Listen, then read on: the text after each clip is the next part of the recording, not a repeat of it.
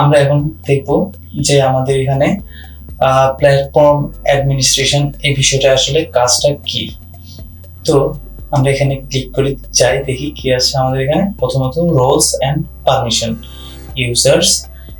তো রোলস, এখানে আপনি যখন আপনার এই ড্যাশবোর্ডটা নিচ্ছেন তখন আপনি একটা রোল ক্রিয়েট করবেন যে এই রোলের কি কি কাজ থাকতে পারে এবং এই রোলটা আসলে কেন সেটআপ দেওয়া হয়।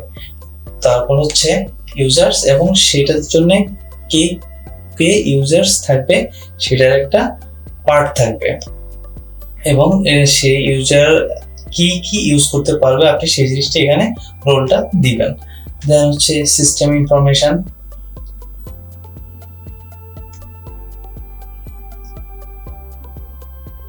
তো সিস্টেম ইনফরমেশনের কাজটা আসলে সিস্টেমটা আমাদের কোন ফ্রেমওয়ার্কে তৈরি করা, কিন্তু হচ্ছে এটা আসলে কি কি সিস্টেমে তৈরি করা আছে এই জিনিসগুলো এখান থেকে আপনি দেখতে পারবেন। ক্যাশ ম্যানেজমেন্ট, ব্যাকআপস এবং হচ্ছে অ্যাক্টিভিটিস লগ। অ্যাক্টিভিটি লগস আপনি এটা কোন আইপি থেকে এটা অ্যাড করা হয়েছে কিংবা কোন আইপি থেকে এটা লগ ইন করা হয়েছে সেই বিষয়ে আপনি দেখতে পারবেন। দেখুন আমি এই আইপিতে ক্লিক করার পরবর্তীতে সে কিন্তু আমাকে দেখিয়ে দিবে যে আমি কোন আইপি থেকে আমার লগ ইনটা করা হয়েছে।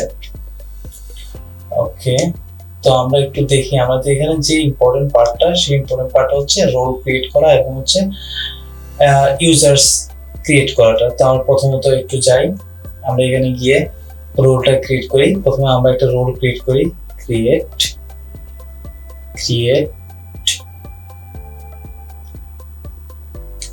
দেন আমরা রোলের এটা দেই ডেমো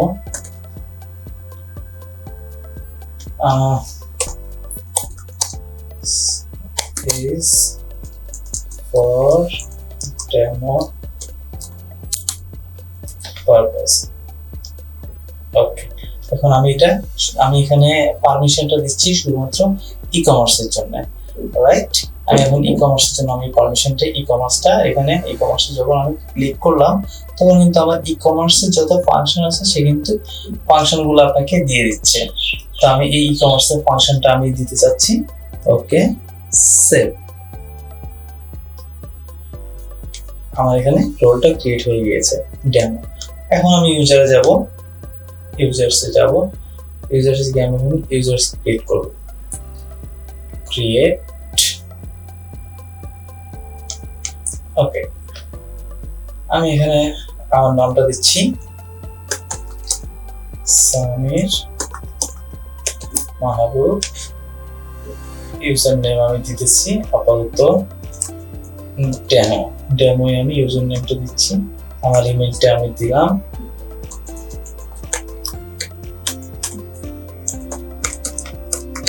আমার ইমেলটা আমি এখানে দিলাম। পাসওয়ার্ড আমি এখানে পাসওয়ার্ড ইউজ করব।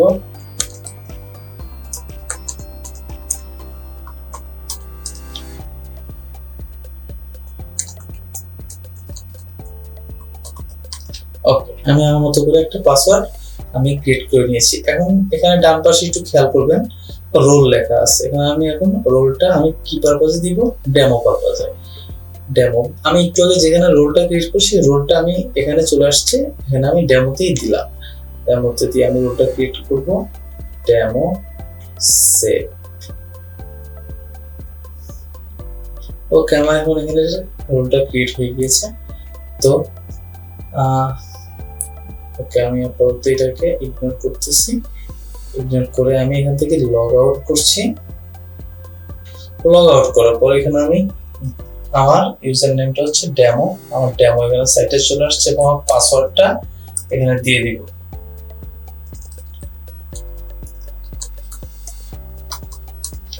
ওকে, আমি লগ ইন করি। লগ ইন করছি। লগ ইন করার পর সরি পাসওয়ার্ডটা একটু ভুল হয়েছে। ওকে, এখন আমি সাইন ইন করি। দেখুন আমি একটু আগে এখানে দিয়েছিলাম ই-কমার্স, সো আমার এখানে ই-কমার্সটা এখানে পেয়ে গিয়েছে। এখানে ই-কমার্সটা চলে আসছে, কোনো সমস্যা নেই। ই-কমার্স এবং আমার পেমেন্ট এই দুটো অপশন আমার এখানে চলে আসছে। দেখেন পেমেন্ট মেথড গুলো চলে আসছে। এবং ই কমার্স আমি শুধুমাত্র অ্যাক্সেস দিয়েছি ই কমার্সের, আমার এখানে ই কমার্স ফাংশনটা পুরোপুরি চলে আসছে। এভাবে আপনাদের যখন যে পার্সপেক্টিভ আপনারা দিবেন, যে পার্সপেক্টিভ আপনার এখানে অ্যাক্সেস দেওয়া হবে, সেখানে সেই অ্যাক্সেস হিসেবেই কাজ করবে। তো আই হোপ আপনারা এখানে বুঝতে পারছেন যে কিভাবে আপনারা অ্যাক্সেস দিবেন ই কমার্সের আপনাদের ক্লায়েন্টদের এবং আপনাদের কাস্টমারদেরকে। প্রথমত আপনারা রোল ক্রিয়েট করবেন, রোল ক্রিয়েট করে ইউজার ক্রিয়েট করবেন এবং এই দুটার অ্যাক্সেস আপনারা আপনাদের ক্লায়েন্টদেরকে দিয়ে দিবেন এবং তারা একটা স্পেসিফিক একটা মানে অ্যাক্সেস পাবে, যে অ্যাক্সেসটা দিয়ে তাদের কাজটা করতে পারবে। তাই হোপ আপনারা এটা বুঝতে পারছেন। Thank you. পরবর্তী ভিডিওতে আমরা আসলে শিখবো একটা অর্ডার প্রসেস আমার কিভাবে আসতেছে এবং সাকসেসফুলি আমার অর্ডারটা কতদূর পর্যন্ত আসতেছে এবং কিভাবে এটা হ্যান্ডেল করতেছে, এই বিষয়ে আপনাদের সাথে একটু আলোচনা করব। তো ভালো থাকবেন সবাই।